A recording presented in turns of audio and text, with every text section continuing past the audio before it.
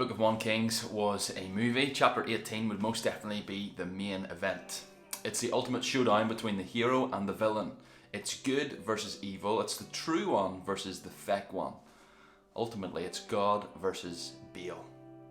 You might remember where we've got to in 1 Kings. We're now at chapter 18, and in chapter 16 and 17 we saw that a new king, King Ahab, is on the throne in Israel. He's said to have done more evil than all who were before him.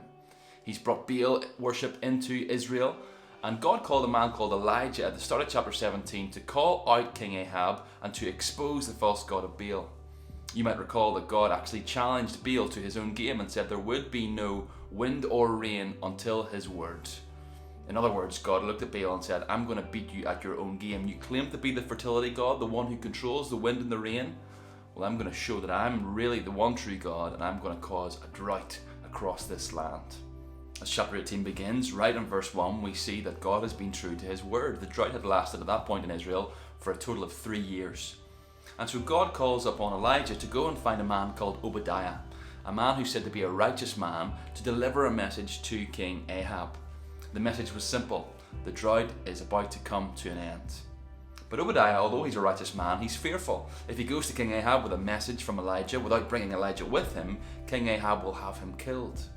But Elijah gives Obadiah his word: I will show myself to King Ahab. And that's ultimately what happens. Elijah asks Ahab to summon 450 prophets and to meet him at Mount Carmel. And as they meet at Mount Carmel, this is going to be the ultimate showdown between God and Baal.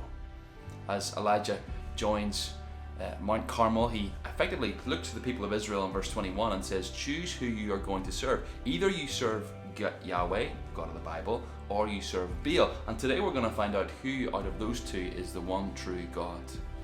Elijah brought with him 2 bulls and said, we're going to set each one of these on an altar. You're going to set one on an altar, and I'm going to set one on the altar. But we're not going to set the sacrifice alight. Rather, we're going to get our God to do that, and we'll find out which God is truly powerful, which God truly is in control, and which God is truly the one true God.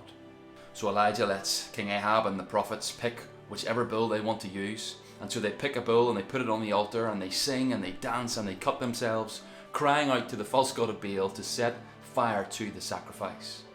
But nothing happens. Soon after then, Elijah, it's his turn, and so he cries out to God as he puts his bull on the altar, crying out to God to send the fire and to set the sacrifice alight, and immediately it happens. Flames are sent down from heaven and the altar is set on fire. All the people of Israel, they fall on their faces and acknowledge that Yahweh is the one true God.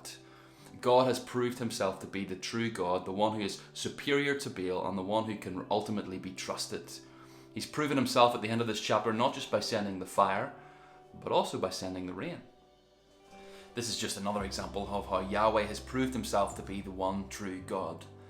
Yet how frustrating is it as you read through the Old Testament history and find that the people of Israel will still find themselves straying towards the allure of false gods.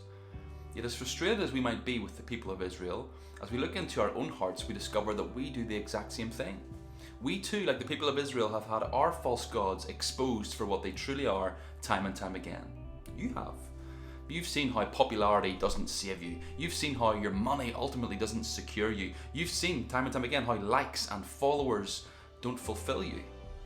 Yet don't you find yourself, because of your sinful bent, finding yourself following and being drawn in by false gods and false hopes of this world? We would do well, wouldn't we, today, just to remind ourselves that the one true God is the God of the Bible. He's the one we can ultimately rely on, and he is the one who is superior to anything else this world can offer.